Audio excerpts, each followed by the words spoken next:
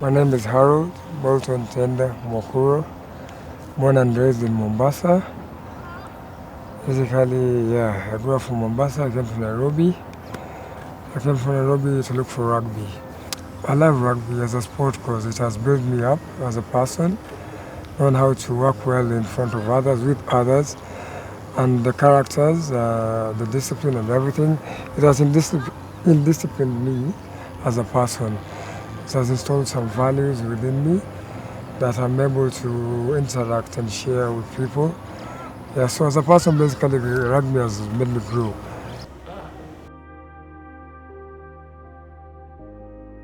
The first time I met him, he was recuperating from cancer. This is, I think, 2015, 2014. And I met him with a couple of other rugby guys who he was trying to join their club. So I don't know what happened, but he ended up here and didn't give up on him, and he never gave up. He's a fighter. That's what I know. Yeah.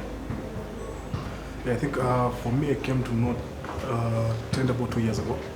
I would describe him as a very resilient person. After getting to select him to play and going through the different modes of training and just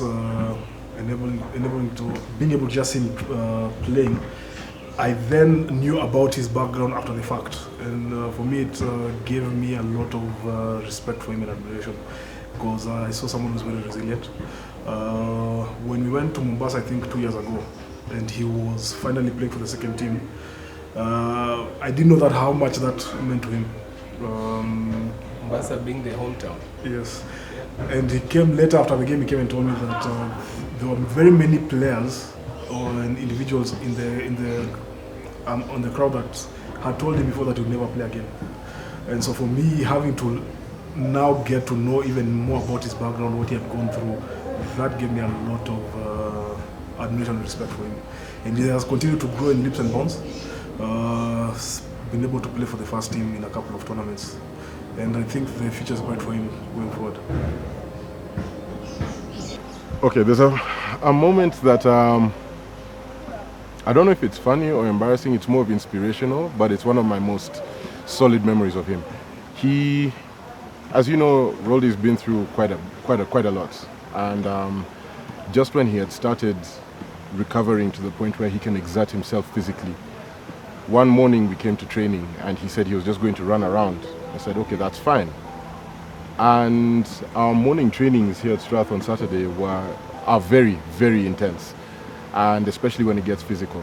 So the coach divided us into teams and said, okay guys, have at it. So here we are, separated into two teams, knocking the stuffing out of each other, and Rolly decides that he wants to join in. And I see him walk onto the pitch because it's rotational teams. And I'm thinking, this guy is going to end up back in hospital because he's not at full recovery. As I'm trying to look at the coach to get him off the pitch, I see him get knocked over so hard, his body literally folded in half and came back. And I'm thinking, that's it. That's it, he's gone. And he stands up, he shakes it off, and he looks really mad, and he runs straight at the next player with the ball. And I'm thinking, this guy is less than half the size of some of these guys, and he just got smashed again and again. And I was thinking, I've always known Roldy to have a big heart, but this is ridiculous. And at the end of that training session, I told him, if you got hurt today, you know it's your sister who'd have killed me. And he said, don't worry, me, I'm fine. And from that day, it's been up and up. I've only seen him get stronger, I've only seen him get better, I've only seen him get braver. He's a hard-working guy, that's for one. And he's very passionate about the sport of rugby. Sometimes with this sport you get knocked down a couple of times, and for him, not being the biggest player, but his confidence is bigger or much more than some of us who are even bigger than him and even the more experienced players. So his courage and his hard work and passion for the game and passion for life in general inspires me to keep on doing my stuff and not to give up as well. I think other men can learn to never put your head down. Never let life get the better of you if you have a choice. He had a choice, and he made it, and he practically is beginning to live his dream. So I think that's the one thing that people need to be able to understand. Never let life get the better of you, and never let your head dip. To be honest, him being a survivor was motivational but surprising, because it's a rare case for someone to really fight and be able to survive cancer. It's one of the blue one in a million things that happens. It's a rare chance to meet someone of that sort. So to me, he was a motivation to me. Yeah, so I think the one thing that brought us together, one, we are both athletes at Strathmore University, and two, we both happen to be cancer survivors.